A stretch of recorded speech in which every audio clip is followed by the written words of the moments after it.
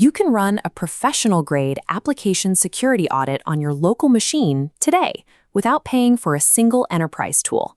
We will execute 3 specific scans.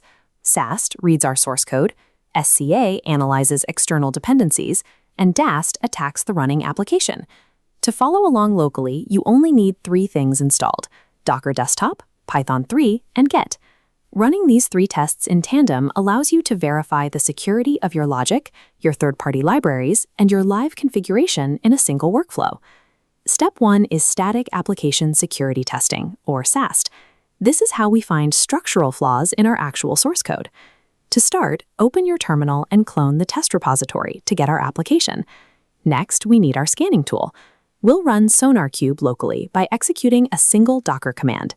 This pulls the free Community Edition image and spins it up as a background container mapped to your local port 9000. Look at this dashboard path.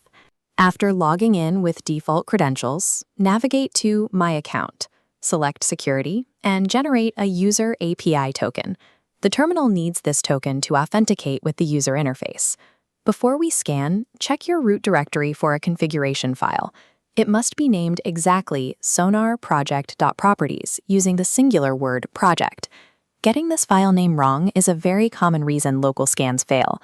With the file in place, run the sonar scanner command in your terminal. Pass in 2 key parameters: your local host URL and the API token you just generated. Once the terminal confirms the analysis is successful, head back to your browser and open your new project dashboard inside SonarQube. This Security Hotspots tab shows exactly what the scanner found. On a quick visual inspection, our Python file looked fine, but SonarQube flagged a cross-site request forgery risk and an insecure method being used to generate a random token. Because SAST scans the raw files, it identifies human error in your logic before the application is ever compiled or run. Software Composition Analysis, or SCA, focuses on the external libraries and packages your application imports. This process ensures that the code written by other people is as secure as your own. To test this cleanly, create and activate a standard Python virtual environment in your terminal. This isolates our workspace. Now, install an open-source utility called pip-audit. Once installed, run it against your requirements.txt file. Our Python app specifically asked for Flask and the requests module, but the tool unpacks both those direct dependencies as well as the hundreds of indirect dependencies that Flask and requests rely on internally. This terminal output shows the results. Because we used an outdated version of Flask, pip-audit mapped it against known public threats and returned these exact CVE numbers. Without SCA, you may be unknowingly introducing critical vulnerabilities into your environment through the packages you install.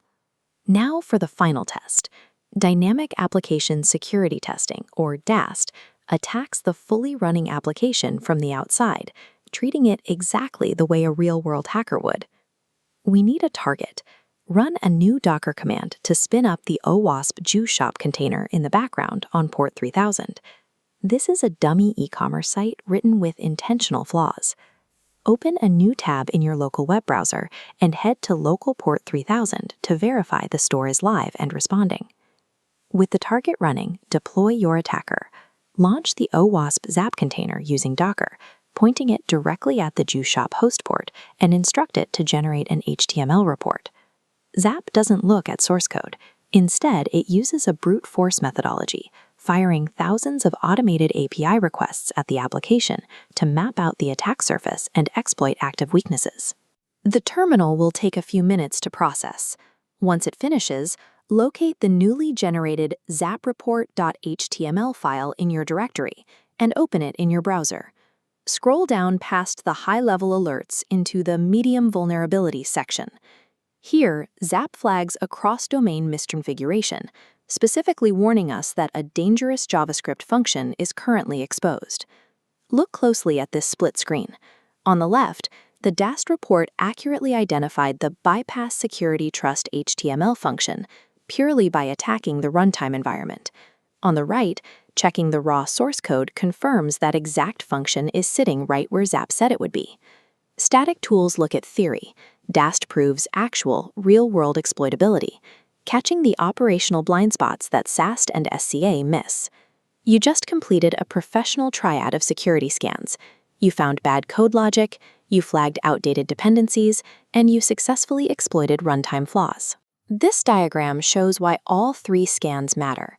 Together, they interlock to cover the entire lifecycle of your software. Running these manually on your local machine proves how the tools work, but doing this by hand every single day isn't scalable for a development team. Take a look at this YAML file. The next step is taking the exact terminal commands we ran today and embedding them directly into a CI/CD pipeline, like GitHub Actions, so they execute automatically on every single code commit. Understanding how to trigger these scans manually provides the technical baseline required to effectively configure and troubleshoot an automated security pipeline.